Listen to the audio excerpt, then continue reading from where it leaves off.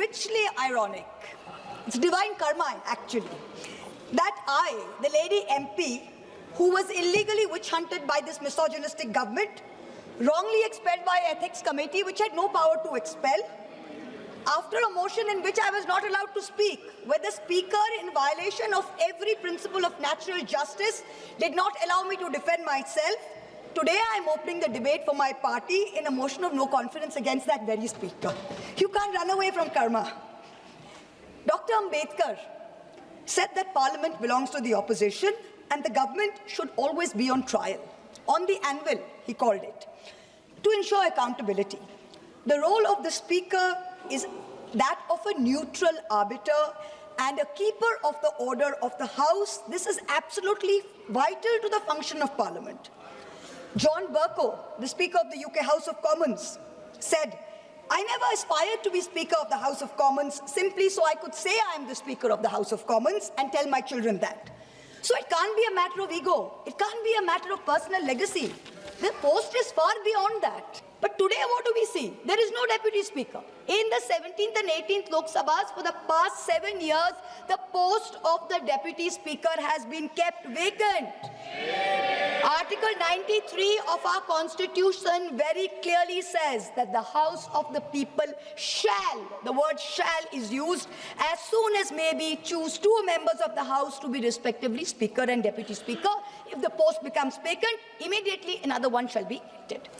Then there's Article 95(2) of the Constitution. What does it say? It says during the absence of the Speaker from any sitting of the House, of the deputies or the Deputy Speaker, if he is also absent, any other person who can be determined by the House. Today when the debate started, what did we see? The person, no disrespect to the current chairperson sitting there, but there was no consensus, there was no spirit of the House that was taken into account as to who is going to preside over the proceedings. The Speaker, the Honourable Speaker of the 18th Lok Sabha, has achieved many firsts. Unfortunately, all of them had been less than graceful benchmarks. He keeps talking about the vaunted Garima of the House, but it has come to a point that the minute the Speaker comes into the House, Garima leaves the House. That's where we are today. I am first going to analyze the Honourable Speaker's inglorious record on a macro level, and then I am going to dissect it on a micro level. So let's look at the first macro point. Suspensions under Rule 374A of the Lok Sabha Rules and Proceedings. Now, what did we have before? First, we had Rule 374, which required any suspension to go through a formal motion. 2001, Atalji's government, NDA government, you bring in 374A, which gives the Speaker, in case of a grave disorder, without moving a formal motion, he has the right of immediate suspension, without any formal motion.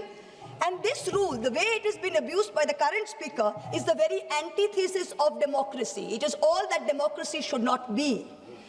In December 2023, Birlaji ordered the largest mass suspension in the history of Indian Parliament, suspending 100 opposition MPs.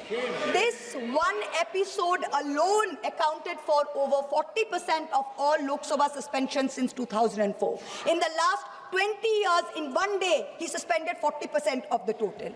And why did he do this? What was our grave error? We wanted a statement from the government on the breach of the parliamentary security. Was this not a matter of national importance? You tell us. Let this be a fair and neutral debate. Now, while these MPs were suspended, Birlaji presided over the passage of 3 criminal amendment bills without any substantive discussion. I would say he's criminally complicit in throttling democracy. Criminally complicit in throttling democracy. Contrast that with the current Speaker.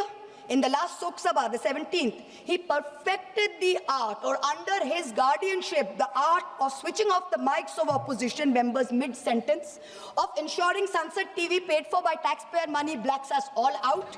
And when we stand up and he says this is a technical glitch, that's okay, we believe it, but I'm just pointing it out. It has become a joke within us opposition members that when we stand up for a 0 hour or a supplementary question, we are cut off in 30 seconds saying, Sankshipt mein boliye, Sankshipt mein boliye. And for treasury benches, people are allowed to speak endlessly, make unfounded allegations, lies against all of us. The government has made a circus of parliamentary democracy, and if the Speaker is going to concede to being a complicit ringmaster, it is a very sad day for Indian democracy, a very sad day. In March 25, A delegation of India Bloc MPs met the Speaker. We submitted a letter raising 12 issues, including the failure to appoint a Deputy Speaker, denial of the opportunity to speak to the LOP and other leaders, disregarding the decisions of the BSC. During his term, the Honourable Speaker has systematically throttled the voice of the opposition and by default, the representative voice of 41 crore Indians, 410 million Indians. That's who we represent here. He did not allow a discussion on Manipur. We had to move a no-confidence motion just to have a discussion on the issue. Do you remember? I remember the MP from Manipur, Dr. Bimol Ekojam. He stood up close to midnight, and with such anguish in his voice, he told us that this state of Manipur has been excluded from the national consciousness to the point of invisibility. He had to be given the time at midnight. When BJP MP Ramesh Biduri stood in this house, and he called Danish Ali, another fellow MP, and I'm going to repeat these words because the country needs to remember this was said in this house. He called him a katwa, a Musalman Atangwadi. Birlaji did nothing. You failed not only Danish Bhai, but you failed 200 million Muslims of this country who put their head on their forehead on this soil of this thing. Ramesh Biduri continued the rest of the term merrily. He was never suspended.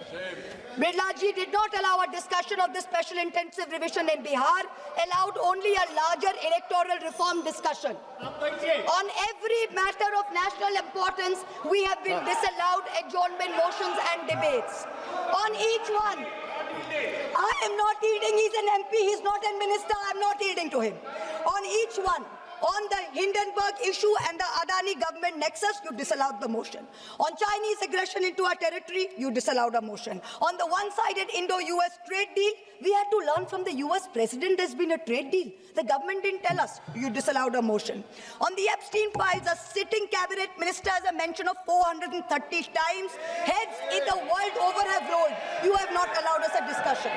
Every time we MPs from Bengal have demanded answers as to why the central government is starving Bengal of funds, why our people are being starved of their rightful dues, the Speaker has allowed the Treasury bunches and ministers to systematically heckle us and dishonor us and humiliate us.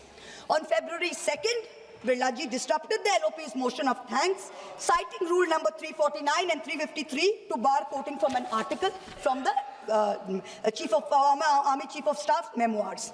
First they said LOP should authenticate, then they barred him from authenticating. Yet on February 4th, a BJP MP designated as prime heckler by the Treasury benches, furnished books within the House and continued for 3 minutes. Then rule number 349 was not applicable.